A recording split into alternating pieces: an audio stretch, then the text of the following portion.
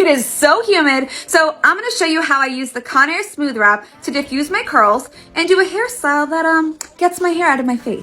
Because although I love my curls, I don't want them in my face. I'm going to section my hair down the middle. You could even do the side if you so wish. And then I'm do a little twist-a-leanie from the root tightly back and then grab a bobby pin and secure. I have pretty fine hair, so I found that using one pin was sufficient for me. If you have thicker hair, go ahead and secure that bad boy with 2, 3, 4, 5, 6, whatever you need. So this is a great way to keep those front pieces of the curls out of the way.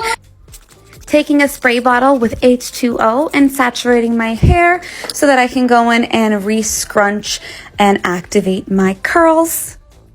Now let's get to diffusing. Gonna set this bad boy on high heat, medium speed.